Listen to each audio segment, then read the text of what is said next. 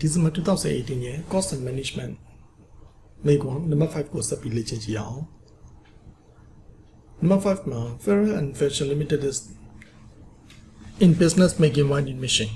2 year token PC champion. 2 product PC namyo name net tote X year, Y year PC namyo tote. Each of which pass through 2 operation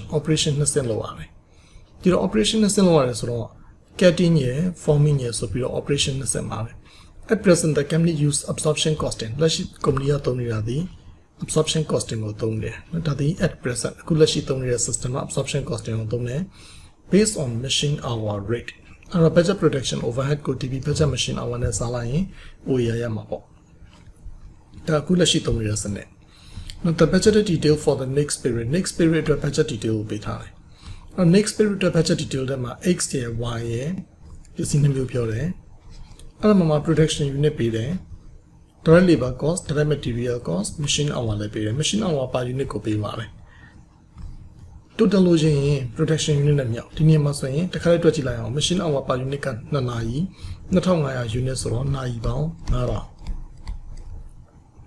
1.5 net 2000 so ro nayi baung 3000. Paung lai yin machine hour ka nayi baung 8000 machine hour po. Hobi total direct material cost, total direct labor cost TV, being total machine hour TV, total production unit ka 2500 unit ye, not a kuga, 2000 unit ye. The production unit being batch size, one batch mapame ye 30, naste unit power me, 2 laser unit power. That's why one batch mapamaga, naste unit per batch, 2 laser unit per batch so raw, naste unit pare. Loginet is here 2500. So chất chỉ là họ lôi nó chỉ là nó thông ngay à lôi này one batch của chỉ nó sẽ bao nhiêu số number of batch cả thì nào đi mà gì thôi mấy 125 batch xem mấy nó được cũng cả nó tháo lấy ra unit là sao lại number of batch cả 50 batch. Thì đó, nó thông ngày ya bộ tuyệt. One batch mà nó sẽ unit pa men, nó thông ngày ya bộ tuyệt thì nó sang ngà batch lâu mà. Nó được qua rồi one batch mà unit pa lấy ra pa men, nó thông unit ya bộ tuyệt cả batch pa ngà sẽ lâu lại nó thông unit bị mà bỏ. Nó ở đây mà the production overhead for the period, production overhead bị đó bị, batch production overhead cả, solar production overhead for the period cả, the thing còn tông chặt hàng. Now to machine hour basis na absorb lo me so ro di niam ma 3,9600 ko machine hour nayi baung 8000နဲ့စားလိုက်ရင်တနာရီကို22ကျပ်ဒီတော့ OER သည်အခုလက်ရှိ traditional absorption costing ကိုသုံးတာဖြစ်တဲ့အတွက်22ကျပ်ပါ machine hour ပေါ့နော်အဲ့တော့ OER က22ကျပ်ပါ machine hour အဲ့ဒီ OER သည်တကယ်တွက်ပြီဆိုလို့ရှိရင်သူ့ working notes ထုတ်ပေးရမယ်No, overhead absorption rate, traditional absorption costing,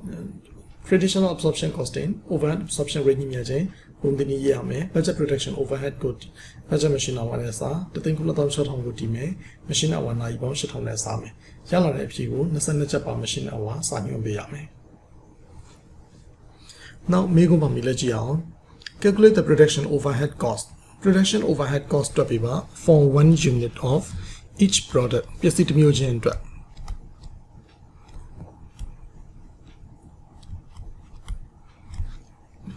ဒီတော့ product X ရဲ့ product Y ရဲ့ပစ္စည်းတစ်မျိုးချင်းတွက်ပြရမယ် production cost ကိုတွက်ခိုင်းတာမဟုတ်ဘူး production overhead ကိုပဲတွက်ခိုင်းတာနော်ကျွန်တော် 2 decimal place တသမ2နေရာယူပေးပါတယ်ဒါဆိုရင်ကျွန်တော်တို့ကဒီနေရာမှာ production overhead တွက်ပြပါဆိုတော့ဒီ traditional absorption costing ရဆိုရင်တနာရီကိုဒီ22ချက်နဲ့တွက်ပြရမယ်အဲ့22ချက်ကိုပါအရင် working notes ထုတ်ရမယ်နော်ဒီတော့ဒီနေရာမှာ traditional absorption costing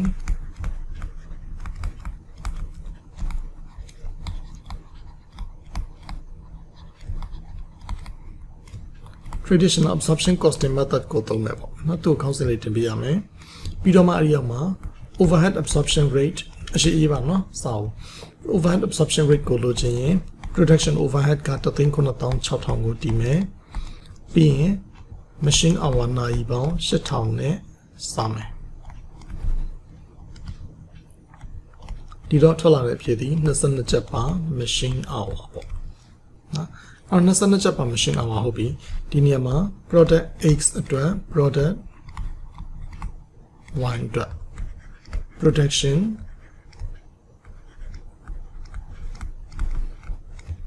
overhead per unit ဒါဆိုရင်22ချက်ပါ machine hour အမြောက် machine hour ဘယ်နှစ်နာရီလဲ2နာရီရယ် 1.5 ရယ်နော် machine hour 2နာရီနောက်တစ်ခုက 1.5 ဒီနေရာမှာလဲ machine hour ပေါ့ ML ထည့်ကြည့်လိုက်နော်ဒီတော့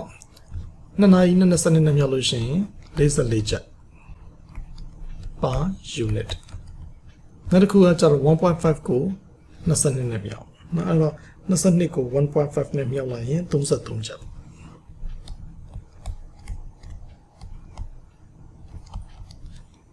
ဒီတော့44ချက်ရဲ့နောက်တစ်ခုက33ချက်ရဲ့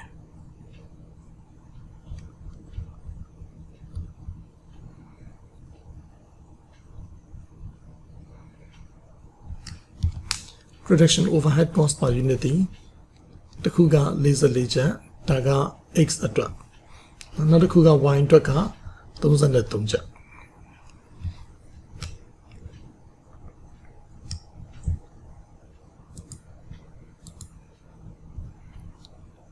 နောက်တစ်ပိုင်း the company is now considering အခုစဉ်းစားနေတာတစ်ခုရှိတယ် using activity based costing system ကိုသုံးဖို့စဉ်းစားနေပါတယ်ဒီတော့ activity based costing ကိုသုံးမယ်ဆိုရင် to calculate the production overhead cost for each product ဒီတော့ activity based costing ကိုသုံးပါမယ်ဒီတော့ activity based costing ကိုသုံးမယ် to calculate the production overhead of each product The following overhead cost driver information has been available for the period so be information တွေပေးတယ် overhead တွေလည်းပေးသွားတယ် cost driver တွေလည်းပေးသွားတယ်ဆို cost pool နဲ့ cost driver နှစ်ခုလုံးပေးသွားပြီနောက်ဒီတော့ cost pool ကတစ်ခုချင်းစီထားပြီးပေးတယ် cost driver item တစ်ခုချင်းအတွက်ကို identify လုပ်ပေးပါတယ်ဒီတော့ getting မှာ6000ကိုတာ number of operation နဲ့သက်ဆိုင်ပါတယ် forming 3000သူကလည်း number of operation နဲ့ဆိုင်တယ် machine setup 9000ကြမယ်သူက machine setup အချိန်ရေအတွက်နဲ့ဆိုင်တယ် inspection နဲ့ဆိုင်တာရှိတယ်နောက်တစ်ခုက material requisition နဲ့ဆိုင်တာရှိတယ်ဟုတ်ပြီအဲ့တော့ဒီနေရာမှာ getting နဲ့ပတ်သက်ပြီးပြောတယ် getting နဲ့ပတ်သက်ပြီးတော့လည်း operation 12ခုလုပ်ရမယ် per unit အဲ့တော့ unit ကို12 operation လုပ်ရမယ် X ကပစ္စည်းဘယ်နှခုထုတ်မလဲဆိုတော့2500လို့တွေးခဲ့ပြီးသားနော် Y က2000 unit ထုတ်မယ်လို့တွေးခဲ့တယ်ဒီတော့ 12 operation နဲ့ unit ကို12 operation နဲ့2500နဲ့မြောက်လိုက်မယ်ဆိုရင် number of operation ရမယ်နော် unit ကို12 operation နဲ့ unit ပေါင်း2500မြောက်လိုက်ရင် operation ပေါင်းသူ့မှာက3000ဖြစ်မယ်နောက်တစ်ခုက846 16000ဖြစ်မယ်ပေါင်းလိုက်ရင် total 46000 operation ပေါ့forming မှာ 2 operation per hour per unit unit ကို2 operation 2500 unit အတွက်ဆိုရင် operation ပေါင်း9000ဖြစ်မယ် unit ကို3 operation 2000 unit အတွက်ဆိုရင်6000ဖြစ်မယ် operation ပေါင်း6000ဖြစ်မယ်ပေါင်းလိုက်ရင်စုစုပေါင်း operation ပေါင်း1000နော်အဲ့တော့1000 operation ဖြစ်မယ်ဒါဆိုရင် form getting အတွက် base တည်ပြီး forming အတွက် base လည်းတည်ပြီး machine setup 1 per batchအဲ့တော့ one batch ကိုတစ်ချိန် setup လုပ်ရပါမယ် one batch ကိုတစ်ချိန် setup လုပ်ရမယ်ဆိုတော့စောစောအပေါ်မှာဘယ်နှ batch လုပ်ရမယ်လို့ရှာခဲ့တာရှိလဲစောစောတွေ့ခဲ့တယ်125 batch ရယ်50 batch ရယ်ဒါကျွန်တော်တို့ကိုယ်တိုင်တွေ့ခဲ့ပြီးသားနောက်စာဖတ်ရင်းနဲ့တွေ့ခဲ့တာဒီ125 batch နဲ့50 batch ဆိုတော့ machine setup ဒီ one batch ကိုတစ်ခါ setup လုပ်ရမယ် one batch ကိုတစ်ခါ setup နဲ့125 batch အတွက်ဆိုရင်125 setup ဖြစ်မယ်50 batch အတွက်ဆိုရင်50 setup ဖြစ်မယ်ပေါင်းလိုက်ရင်195 setup ပေါ့46000 operation 1000 operation inspection inspection က2 per unit 1 unit ကို2ချိန် inspection လုပ်မယ်နော်1 unit ကို2ချိန် inspection လုပ်မယ်ဆိုတော့9000 inspection ဖြစ်မယ်သူ့မှာက4000 inspection ဖြစ်မယ်အလုံးပေါင်းလိုက်ရင် total inspection ဒီစုစုပေါင်း9000 inspection ဟုတ်ပြီဒါဆိုရင် base တည်ပြီ material handling ကတော့အပေါ်မှာပေးပြီးသား material သုံးစွဲမှု current material cost ဘယ်လောက်ကျလဲ9000 8000တော်လာဆိုင်နဲ့ပေးထားတယ်9000နဲ့8000 total ပေါင်းဆိုလို့ရှိရင် total က33000ဒါက total material cost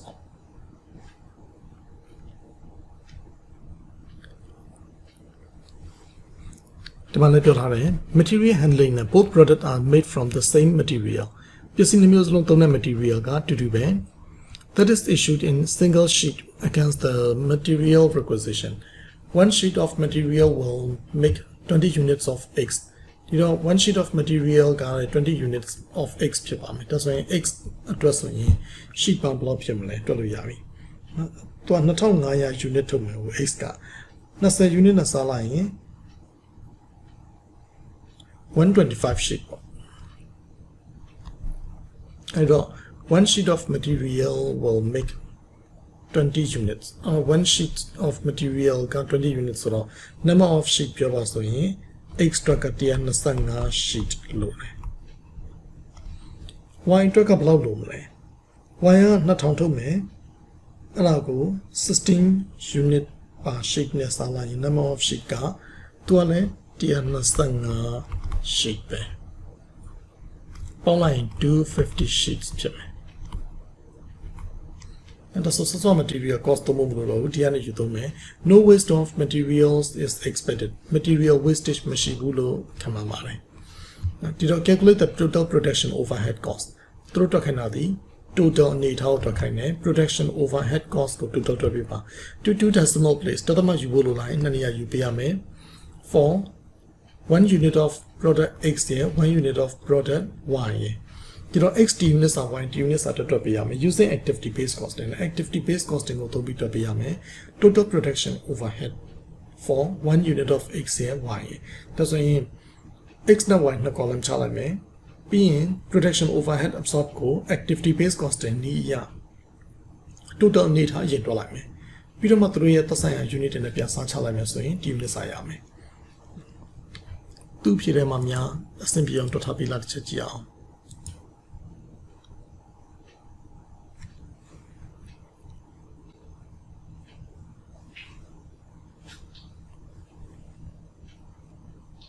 ตัว total ဒီ unit စာတစ်ခါတည်းတန်းတွက်ထားပေးတယ်နည်းနည်းလေးချိန်ကုန်ခလိုက်နော်ဒီတော့ဒီနေရာမှာ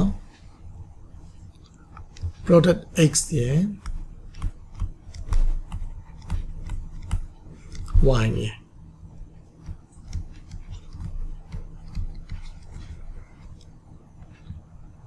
ဘယ်အစားမလဲသူ cutting ကစားမယ်cutting ရယ် forming ရယ် machine cutting ရယ် forming ရယ် setup တယ် cutting ရယ် forming ရယ် setting up ရယ်ပြီးတော့မှ inspection ရယ် material handling ရယ်ဒီတော့ပြီးတော့မှ inspectionနောက်တစ်ခုက material handling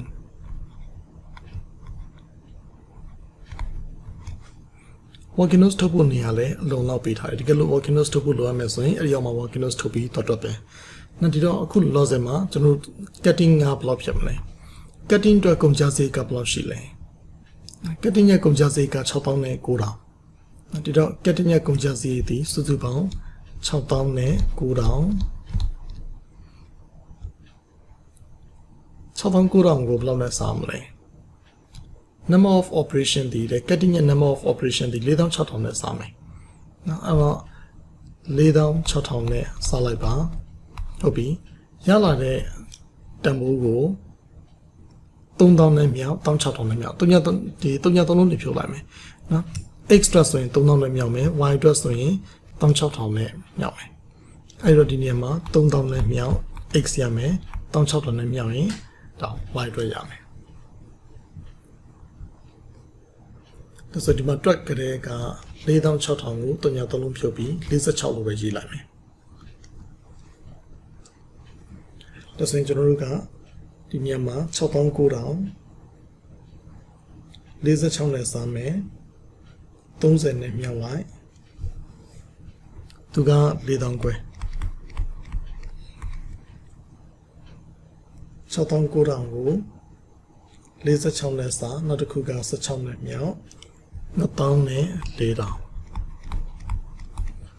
နောက်တစ်ခု forming နဲ့အဲ့တိုင်းပဲ forming မှာဆိုဘယ်လောက်ဖြစ်မလဲ forming ရဲ့ cost က3300နဲ့အဲ့တော့ forming ရဲ့ cost ကသူကဒေါ်လာဆိုင်တက်မယ်3000နဲ့3000အစား total ဘယ်လောက်နဲ့စားမလဲ forming ရဲ့ operation ဒီနှစ်ခုပေါင်း1000ပြီးရင်9နဲ့မြောက်6နဲ့မြောက်နော်အဲ့တော့သူ့ကို7နဲ့စားလိုက်မယ်ပြီးရင်9နဲ့မြောက်မှာရှိတယ်နောက်တစ်ခုက6နဲ့မြောက်မှာရှိတယ်ဒီတော့3000ကို7နဲ့စားလိုက်ပြီးရင်355 1000ခွဲနောက်တစ်ခုက3618 3800ဒီတော့ပြန်ပေါင်းလိုက်လို့ရှိရင်3000နဲ့3000နောက်တစ်ခု setting up ရဲ့ cost ကဘယ်လောက်ကျလဲ9000ကျတယ်နော် setup ဒီ195ချိန် setup လုပ်ရမယ်နောက်ဒီတော့9000ကို195နဲ့စ setup က9000ကျတယ်195နဲ့စပြီးရင် setup ဒီ125နဲ့50နော်အဲ့တော့အမြောက်125နောက်တစ်ခုက50နောက်ဒီတော့9000ကို125နဲ့စာ sorry 195နဲ့စာပြီးရင်25နဲ့ sorry 125နဲ့မြောက်လိုက်ဒါဆိုရင်သူ့အတွက်က9000ကျမယ်နောက်တစ်ခုက50နဲ့မြောက်လိုက်ရင်2000ကျမယ်နောက်တစ်ခု inspection 4000ခွဲကျမယ်နော် inspection က4000ခွဲ inspection တွက်ချတဲ့ cost က4000ခွဲအဲ့4000ခွဲကို total 9000နဲ့စားဆိုတော့9နဲ့စားလိုက်မယ်မြောက်9နဲ့မြောက်နောက်တစ်ခုက4နဲ့မြောက်3ည3လုံးနေဖြစ်တော့လိုက်မယ်နော်ဒီတော့4000ခွဲကိုစား9နဲ့စားလိုက်မယ်နောက်တစ်ခုက9နဲ့မြောက်2000ခွဲနောက်တစ်ခုက4နဲ့မြောက်2000ဟုတ်ပြီနောက်တစ်ခုဆက်ပြောမယ် material handling အတွက်ကြာတဲ့နာ2000နဲ့ဒါဆို material handling အတွက်ကြာတဲ့နာက2000ဟုတ်ပြီသူ့ဘလောက်နဲ့စားမလဲ number of sheet နဲ့စားမယ် number of sheet က250 sheet အဲ့ဒါကို125နဲ့မြောက်နောက်တစ်ခုကလည်း125နဲ့မြောက်ဆိုတော့ 1:1 သဘောမျိုးဖြစ်သွားတယ်ဒါဆိုရင်1100သူ့မှာလည်း1100ဒီတော့အလုံးပေါင်းချလိုက်မယ်နည်းနည်းအချိန်ယူလိုက်မယ်နော်45 15 30 17အောင်လိုက်ရင်100,000ရမယ်နောက်တစ်ခုကဘာဖြစ်မလဲ24ရယ်18ရယ်22 17အောင်လိုက်ရင်9,000ခွဲရမယ်ဒီတော့ production overhead ဒီ total အလောက်ဒီတော့မှ production overhead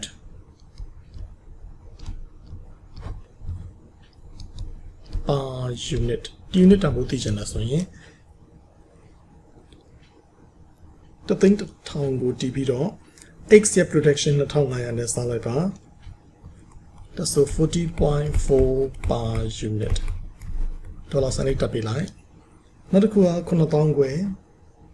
သူ့ကို2000 unit နဲ့စားနောက်သူ့ရဲ့2000 unit နဲ့စားလိုက်ရင်ဒေါ်လာဆိုင်တက်39.5 per unit ရမယ်နောက်တော့ဆိုရင် production overhead per unit 40.4 ရယ်နောက်တစ်ခုက39.5 ရယ်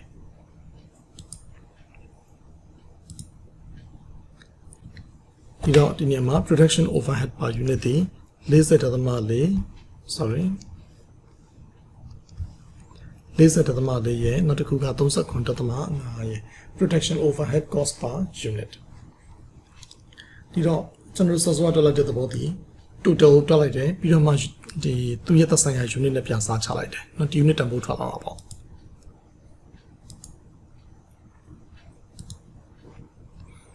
အဲ့တော့ဒီအောက်မှာ working notes ထုတ်ဖို့လိုမယ်ဆိုရင်3ဒါမှမဟုတ်လို့ရှင်ဒီနေရာနဲ့မဆက်ဘူးချင်းဒီအောက်ဖက်မှာတော့တွက်လို့ရတယ်နော်ဒီနေရာမှာ working notes နဲ့ပါထုတ်လိုက်ပေါ့နေရာတော်တော်ကြက်ပြီးထားတာပဲ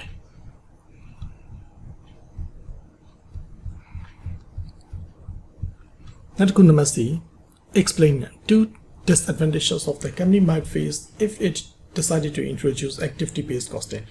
activity based costing ကိုသာ introduce လုပ်မယ်ဆိုရင်လည်း company အနေနဲ့ explain two disadvantages အနေနဲ့နှစ်ခုဆိုလိုမကောင်းတဲ့အချက်နှစ်ခုကိုမေးတယ် company အနေနဲ့ဗာများဒီ disadvantages ဖြစ်လာနိုင်မလဲတဲ့ if it decide to introduce activity based costing activity based costing ကိုသုံးမယ်ဆိုရင် company အတွက်ဘာတွေများထိခိုက်နိုင်လဲဆိုလိုတာကမကောင်းတဲ့အချက်ဘာများရှိနိုင်လဲအတော့ချက်ရှိသလိုအနေချက်လည်းရှိတာပဲနံပါတ်1မြင်တာကတော့ it is expensive တဲ့ဈေးစကားများတယ်ဘာကြောင့်လဲအဲ့ဒီ ABC စနစ်ကိုအကောင့်ထဲပို့ဖို့ဆိုရင်လုပ်ငန်း process ကို cost content ဒီလုပ်ငန်း process ကိုအချိန်အတိုင်းအတာတစ်ခုပေးပြီးတော့အသေးစိတ်အနုစိတ်လေ့လာရမယ်အဲ့ဒီအတွက်အဲ့ဒီလေ့လာတဲ့ကာလအတွင်းမှာပေးထားတဲ့ဒီဝန်ထမ်းလာစာတွေတခြားလုပ်တော့မဟုတ်ဘဲနဲ့ဒီ activity based costing အတွက်ကိုတိကျကုန်ကြတဲ့သဘောဖြစ်ပါတယ်အဲ့တော့လုပ်ငန်းရဲ့ process ကိုအနုစိတ်လေ့လာပြီးတော့ data တွေလိုက်ကောက်ပြီးတော့ဒီ activity based costing အတွက်ကို establish လုပ်နေတဲ့အချိန်မှာပေးရတဲ့လောက်ခလာစာနဲ့ကုန်ကြစရိတ်တွေဒီပုတ်ပြန်လာတာဆိုရင်လည်းအဲ့ဒီအတွက် contract တစ်ခုရှိတာပဲဒါမှမဟုတ်ရင်ကိုရုံးဝဝန်ထမ်းကို